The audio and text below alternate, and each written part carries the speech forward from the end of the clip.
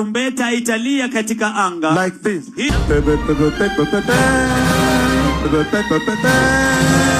That is how the trumpet will sound.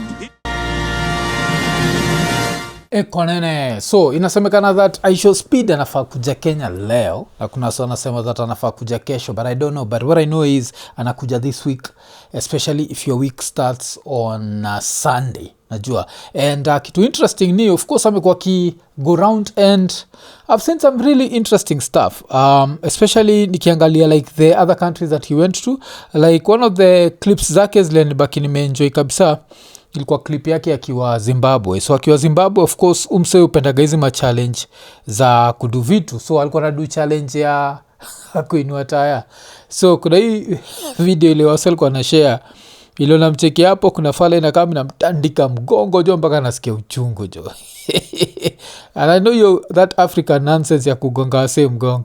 Then the same fala ilikuwa inamwambia like, unaweza inua taya. Unachiki kilemewa. Atiki hapo imelemewa, alafu nika Speed anakumbuka that fala sipia mimi alikuwa ananigonga mgongo. So yeah, ulikuwa unani hype. So acha pia mimi niku hype kidogo. Anaichapa kofi, but yeye hamchapi na ile nini kuzumcha unatikili alimgonga hivi. So yeah, hiyo ilikuwa yake ya Zimbabwe, which I found to be super interesting. Another one yake ile nilicheki, of course, alikuwa maside za Zambia akidu kung fu. That was something else that was so beautiful. Unajua kwa Zambia inasemekana kuna kuwaga na nini like hii Shaolin school.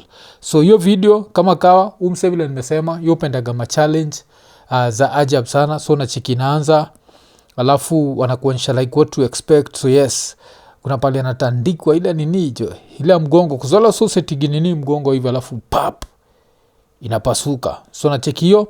So na cheki wakiingia kwa hiyo Shaolin temple, alafu na cheki ya Afrika. Zambia kuna pali kuna semekana that they'd even handed part of, I don't know if it's one of their towns to the Chinese. And I'd want to know kama wase wanakuwaga treated na respect ama kuna kuwaga na any form of like racial discrimination. But from hapa hainikali hivyo kuzase uendaga hii chuo ndio waga wanafanya vitu za ajabu sana. Unachiki watoi wanafanya ganika hizo vitu za Chinese, unacheki. Na kitu moja waga na martial arts, of course, ni one of the things ile mtu na lana hapa ni discipline. So kuna hii raya, I don't know kama ni chuma ina break, afu nani anataka kujigonga kichwa, anashangaa kuna jipiganje kichwa. But hii raya waga na yeshimu jo. One thing he never walks away from is a challenge. So nachiki hapo kuna vila nini, kuna pali unachiki waki kinini na mtoi, alafu of course back to the clip ya kugongwa mgongo. Hiyo kugongwa mgongo hiyo, like why unagongwa mgongo kwa nini? So yes, the Shaolin school, this is one of the things I really want to visit nikifika Zambia. Zambia haikuwa like on my wish list. Cause nitakuwa honest, ndasema mimi ni moja zile raya zinakuwaga kama haga. Cause mimi ni moja zile raya hazi believe in kuvisit inchi shitole kabla hizi inchi zingine za nguvu. Na niko sure, of course, Africa iko na inchi mob za shitole. So that's the reason why. And niko sure na nijaja hapo. But pia nitajitetea, nishaenda countries zile ujaenda. Ushaenda Kongo, mimi shaenda Kongo jo. Historia ya Kongo siku moja nitawapatia, ni aibu tupu jo. Nilienda Kongo jo, kitu ya aibu jo. Sijui, I think ni story nitapatiana kwa Patreon siku moja.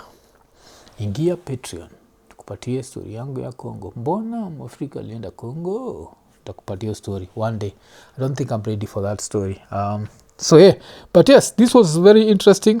Hii IShowSpeed akiwa masaid za Zambia na history ya Kung Fu. That was super interesting. So what is he going to do in Kenya? Because of course pia iko masaid za China, not China, masaid za Rwanda alibaki ameishia, na said za Rwanda alibaki ameenda kwa parks. Zambia yenyewe alienda kwa zile waterfalls zao where you go and you are super close to like your place ina nini. So hapa Kenya I don't know what's going to happen, but one of the things that may happen, which I don't know if I should feel embarrassed ama I should be happy, numa than anaitwa Rebecca Miano. So Rebecca Miano is the whatever, she's the CS for tourism. So she did a whole post about Nani and pinned it even. She even pinned that post about IShowSpeed. And I don't know how to feel about it. Yes, but the post was a special welcome to IShowSpeed as he touches down in Kenya. Kenya is uniquely positioned at the intersection of ancient heritage and a fearless future. Our traditions are out of this world because they aren't just kept in museums, they are lived every day in our music, our food and culture, and our city's night, and our legendary Matatu culture, Nganya, and the unmatched hospitality of our people. Magical Kenya will absolutely blow your mind. There's something about Kenya, hapo siwezi kata, there's something about Kenya, na niko sure IShowSpeed atatoka akisema Kenya, there's something there. Yes. So akaendelea, beyond the legendary safaris and our breathtaking landscapes, the true magic of Kenya lies in the serene beauty of our diversity. Every corner of this country has a story to tell. We invite you to sit with our people and enjoy a plate of our legendary ugali. Really? Paired with nyama choma, okay, and fresh spicy kachumbari, the true taste of our heritage. Okay, I don't like kachumbari and I'm Kenyan. Does that mean that I don't have any heritage? Oh, okay. Then Kendelea, we are the home of champions, and our Maasai people, the guardians of the land, have stories and rhythms that have remained powerful for centuries. Speed, you better prepare to have your breath taken away. Kenya is the hidden gem of Africa, and we are ready to share our magical Kenya with you and the world. It's our pleasure to welcome one of the world's most energetic creators to the origin of wonder. Karibu Kenya. Then imekuwa hapo Speed. So yeah, Speed tunakungoja. Yeah, tunakungoja Buddha. So looking forward to this. I hope itakuwa as interesting as nimeona other countries, because Kenya sana shindo. Apart from the Matatu culture, man, what else do we have to offer? And that's what I feel sad about. Like, I can't pinpoint something that's unique, but maybe it's going to take an outsider to come and show me like what's unique about Kenya, unajua, because I've been here long enough.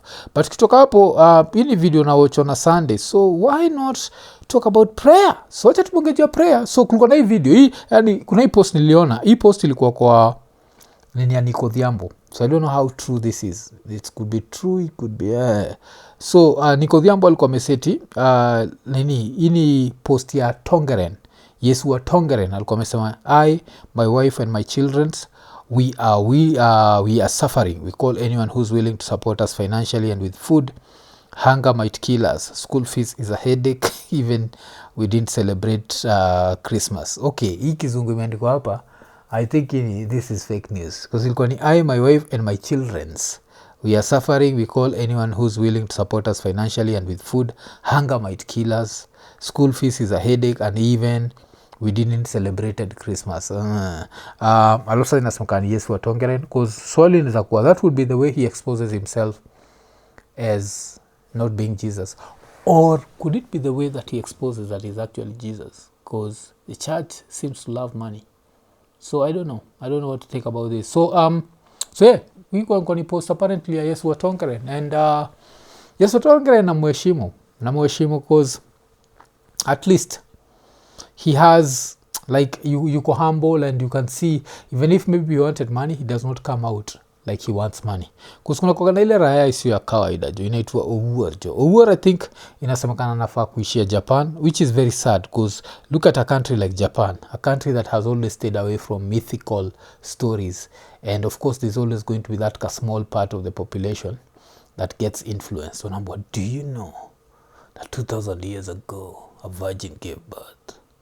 Like, oh yes, alafu wanabaki wamefollow, wameingia hapo. So of course starting to mess up with Japan. But here ya kuna pali jo ilikuwa inabonga jo that ilikuwa involved in creating the planet. The cojones on this dude, damn, the cojones on this dude, damn. Okay, We created those planets. Baada ya sisi kuziumba hizo tayari, Then kisha I was holding to put them in their orbit and on their matrix. nilikuwa You nashikilia. can imagine how big their hand one can be. Unaweza kuanzia mkono. sikia jo, ira inasema jo ilikuwa involved in making planets. Nasema planet kuna imeshikilia kwa mkono wake. Najua the scientific explanation of vile planets ziliform ira ya ijui. Nafikia ziliform in one day, zilitengenezwa zikaachiliwa. And kuna rational human beings that actually believe in this clown, and not just in Kenya.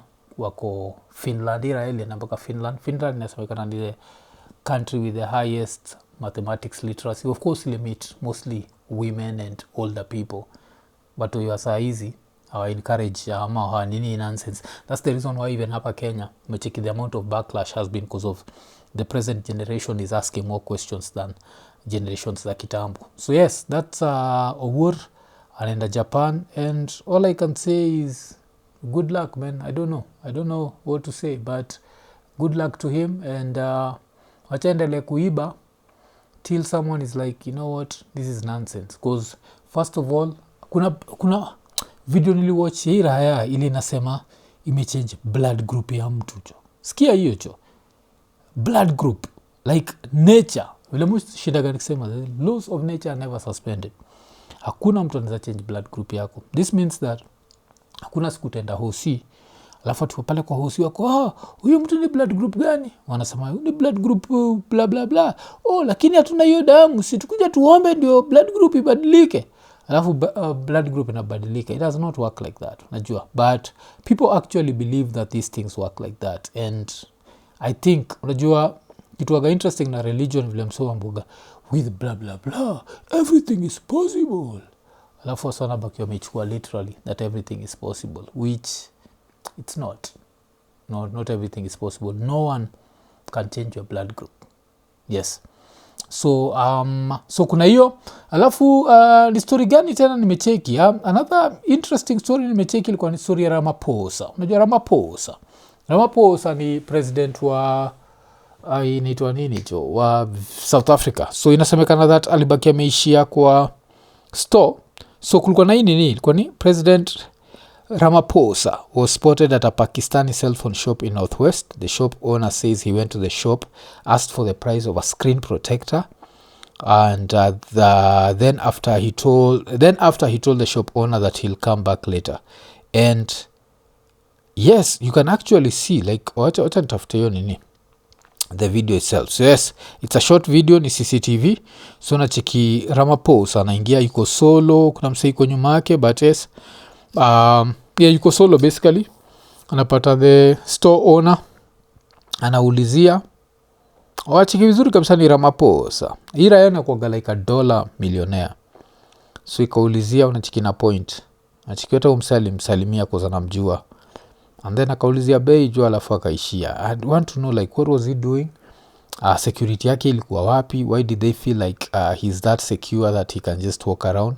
Because I think that's the disadvantage of such a job, is your security becomes, paramount. Yes, and your security becomes whatever it becomes. So I don't know how that was happening. But tukitoka hapo, wacha nibongejwa a Kenyan content creator kwa tumetoka kubongejwa Speed. Wacha tubongejwa nani jo? Tumbili aliamua kuenjoy wase na kudu zile graphics. I don't know how we decided, but there's a certain level like way of doing graphics that we associate with the dead.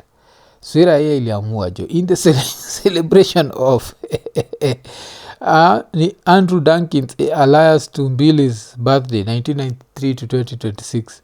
Afu na chiki to Dav tukifly, kuna flowers at the corner. Jakuwa ni family and friends meet on Sunday at Alfaka to celebrate a life well lived for M-Pesa contribution, blah blah blah. This was actually funny and scary at the same time, because I think as much as we joke igijua death, it's one of those things that we don't want to kuja, so we try to even ignore it, najua, like just put it in the back of your mind. It's not something that you want to think about. So it's good, sometimes it's good to see people joke about it, because it's like one of those taboo subjects. And ushachekigi hata mtu akidedi vile tunakuwa so sad, like I was with them yesterday, and the whole idea behind that ni, of course, hatutaki kugo there, and we don't want to believe that that person we were with yesterday is not there today, najua. But yeah, it's risky, because nasemekanaga every day that we are alive, we are a day closer to death. Yes. Iko Nini. So the festive season is here. Na LemFi wako na a very great offer kwako. Abaki umesign up ukitumia the promo code Iko Nini, and on your first transaction ya $50 ukisend home, unabaki umepata a $20 sign up reward. Najua, $20 sign up reward on your first transaction of $50 only. Why? Because it's the festive season. Baki umechangamka, tumia promo code Iko Nini, ingia LemFi. Why? Upate the most competitive exchange rates. Alafu pia inakuwaga ni chap like transactions ziko instant. Changamka haraka, LemFi, international payments for everyone. Iko Nini. But tukitoka hapo wacha tuende kwa Sudi jo. It's been a minute since tubangajia Sudi, si ndio? I can't remember. Like, damn, Iko Nini. That has been long. Wacha tu check it out. So what has Sudi been up to? Mwenda wa simu. Unajua anatusi watu. Unajua you cannot provoke people and then unataka tu kutembea na unataka kujifanya sasa ati kila kitu ni serikali. Yeye anasungua kila mahali. Nilikuwa naona jana anatusi Waiguru, ile siku nyingine alikuwa anatusi Sicily, ile siku nyingine alikuwa anatusi. Sasa unajua mimi sijaona mwanaume anatusi wanawake. Huyo mtu ni mjinga excess. Kuna shina na bonga jua nani jo. Atakagi sana nani Gachagua. Yeye tanga Gachagua Dorcas. So I don't know man. Sudi alikuwa amepotea kidogo, but I guess Sudi is back. And yes, anasema nani ana provoke. Kuna vile ana provoke watu.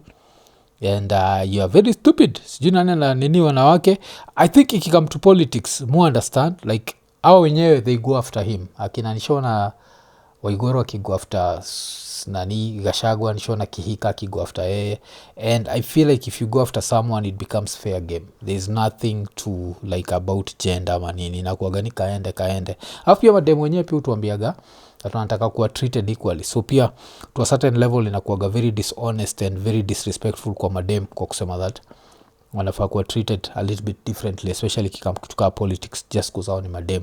Kuzao yenye usemaga like they can spar with the best of us. Unajua wanaweza ingia the ring with the best of us.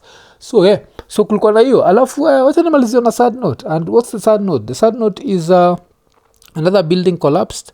And what was sad is this time the building caused more damage than it really won. The really one caused a lot of financial damage. Yes, like a whole shopping center had to be closed.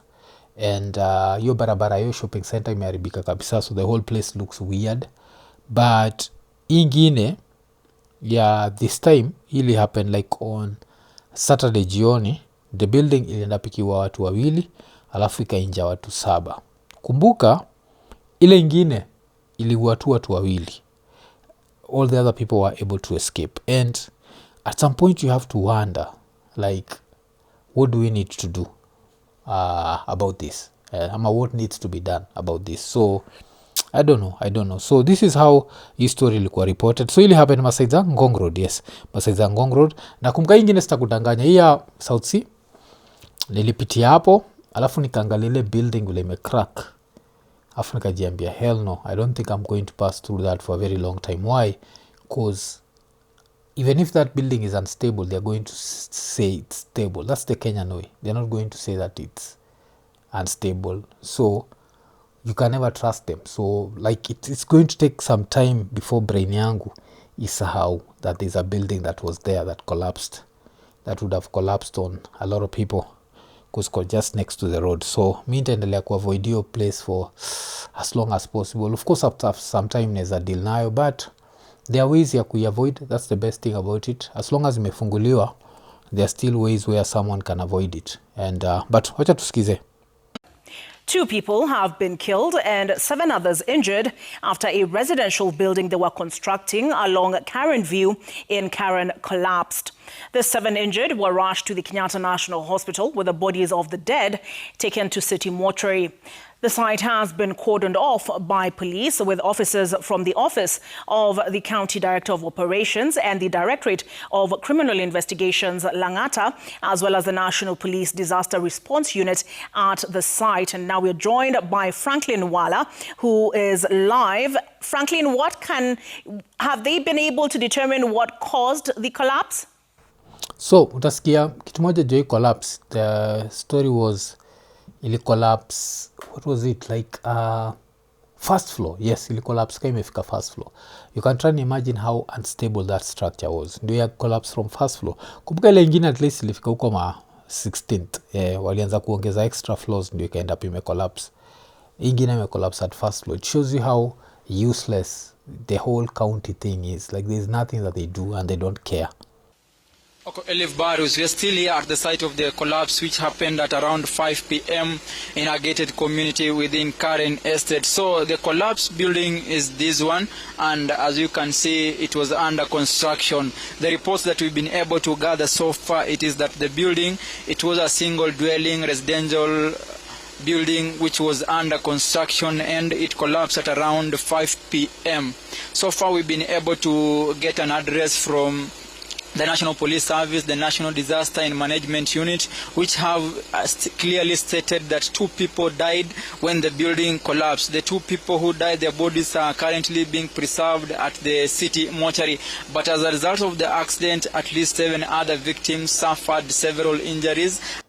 Sikia hiyo jo. So hilo lidedi, alafu kuna 7 people wamesuffer a lot of injuries. And as you can see, this is like a private home. Alafu in a gated community. And yeah, I'll never understand this. Like, una built how? Most probably for you to get this land, you know, Karen, you had to really work hard. I'm assuming you're not a politician, but you're not related to a politician. I'm assuming you don't work for any government agencies who seem to tenders and procurement. So I'm assuming you're someone who's worked hard for their money. Then I don't know if you're the one who's taking shortcuts, or you get someone who's incompetent enough kufanya building a collapse kwa first floor in Karen. But you know, that's mediocrity for you. And hii nchi tunakuwaga na mediocrity like in every sector, man. It's just mediocre. And when you call out mediocrity, you're either called a player hater, or you're called, there's always the nonsense. Ile mtu ataambiwa, oh, any hater, any what. But tuendelee. And they are still recuperating at the Kenyatta National Hospital. So the owner of the building has again been grilled by the police at the Karen police station, and for now the rescue process is still ongoing. The building is situated within a gated community that is in Nairobi's Karen estate, and it collapsed while it was under construction. We have so far been able to establish that 2 people died as a result of the accident, and 7 others are still in critical condition at the KNH. The accident occurred at the construction site while the team was on site. We've been able to gather that they were trying to cast a slab on the first floor, and then the rubble and debris came down rumbling and hit the workers who were on site. So it's tricky. So I don't know, hiyo inaweza kujua what sort of slab were they trying to move, and cause yeah, technology imechange sana. So nowadays if you want to construct super fast, you can, in quotes, and that's through inaitangwa nini, precast housing. When you're in a hurry, you can do that, where wanatengeneza hizo vitu off-site, then the only thing wanatengeneza on-site ni hizo supporting whatever, then wakikuja na kuseti haraka, and they give you a very stable structure. So I don't know what was trying walikuwa try kufanya, but kile naweza sema ni for the 7 inasemekana ni in critical condition. Hopefully it's not critical, it's just that they're reporting it that way. But it's scary, man. We are living in very scary times, cause at any moment mwanzangu ukiwa na building ukitembea, at any moment, if you're a rich guy now, you may get some incompetent people, and you think they are competent because maybe you've seen them do other projects that the government has approved. You know, unaweza pata mseme, contractor, blah, blah, blah, litengeza building flani, and then you assume that they are competent. Kumbe, they've been cutting shortcuts. Then wakampale, alafu inakuletea shida. Mpaka, I think Kenya imefika level where you should have the developer and the contractor have to be so different that huyu kama na cut shortcuts, mwingine atasnitch, ama I don't know what we need to do. But vile musemaga, that's the society that we've built. So I don't know, man. It's a Sunday, and hopefully, let's hope kama uko Nairobi ama uko any part of Kenya, let's hope that a building haitakuangukia. That's the life that we're living right now. Iko Nini.